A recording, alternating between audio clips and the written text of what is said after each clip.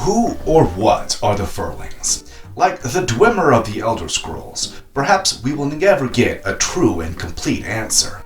And perhaps we shouldn't really be looking for one. But where would the fun in that be?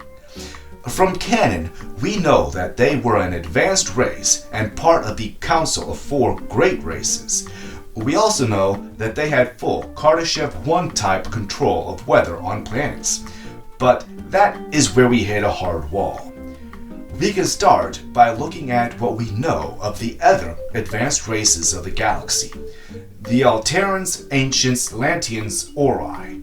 They were a major player in the history of many galaxies. In fact, they were probably the first to develop great advanced technologies.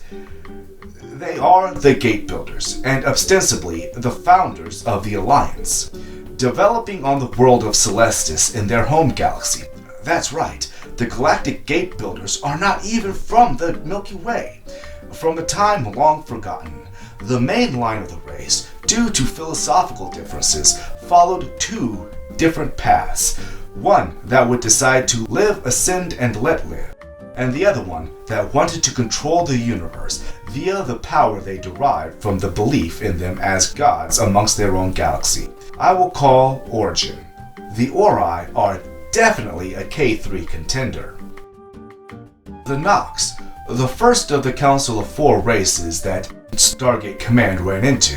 These pacifist, non-expansionists have absolutely no interest in leaving their own planet, or exploring or doing much of anything that isn't related to their own world. They are the only one of the 4 great races to be confirmed to be from the Milky Way. They never did develop or expand enough for the race to develop philosophical differences. In fact, unity is one of their primary attributes. They are known to have heightened intelligence, including an eidetic or photographic memory. Their senses are far superior to that of humans, and they have the ability to make themselves, their society, and even other things invisible to anyone and anything they chose. Given that they have no interest in expansion, nor do they even fight, it makes you wonder what they needed an alliance for. Perhaps it was the Furling. Now we have the Asgard, benevolent caretakers of at least 3 galaxies before they too went beyond. Like the Ancients, they did not evolve in the Milky Way crossroads, and their tech was second only to the Alteran tech. They used their domination of nature and status as a about K2.5 race to keep the more aggressive races like the Goa'uld and presumably others in their other protected galaxies in check. But they too fell to bickering and followed 2 separate paths.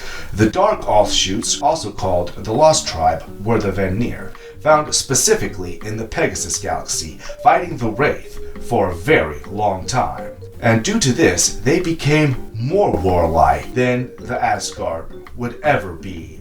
This suggests something, doesn't it? Then you have the Goa'uld or Tok'ra, another split race. This seems to be the rule as opposed to the exception. These symbiotic snakes that took over their host were not even considered as a 5th race, despite being advanced and powerful enough that the Asgard had to have a protected planets treaty to curb their lustful ways. That kind of natural tech development should have been caught and stopped, and then steered away from evil, right? Not if they didn't catch him in time because it was too fast. That is where we talk about the Unas, from the same swampy homeworld, known to the Tauri as P3X888. Not advanced now, but they were the first hosts, so they had to have something the snakes wanted. If their tech developed naturally, there would be signs on this homeworld of that development, but we never see any evidence of any kind of civilization on P3X. Perhaps they did steal ancient tech, but was it really ancient? Was it Alteran tech, or just older tech from perhaps a 3rd great race that actually liked the idea of exploration? Then we have the Tollen. They despise this thought of sharing any part of their tech, and they are also not a contender for the fifth race status that we know of, but possibly a re-evolution of the ancients, like humans. They had a great deal to offer. Though they were technologically far superior to the Goa'uld, they chose not to expand, but unlike the Knox, they would destroy any threats to them without mercy. Their superiority, despite being isolationists, indicate they too got a leg up from another race, but isolationism perpetuated them and they adopted their live and let live, unless you threaten us lifestyle, strikingly similar to that of the ancients. Perhaps they were more ancient than the Tauri. So where does that leave room for the Furlings? They are, likely as not, another race from outside the Milky Way, possibly a version of the Pegasus Wraith. The Wraith of Pegasus have a history of civil war that suggests, like the Goa'uld, division and alternate paths are guaranteed. We know that, at the time, even the Alteran, the greatest technological might in the universe that perhaps the universe had ever seen, fought the Wraith to a standstill. According to a reliable source, Melia, a Lantian, never before had we encountered beings with powers that rivaled our own. In our overconfidence, we were unprepared and outnumbered.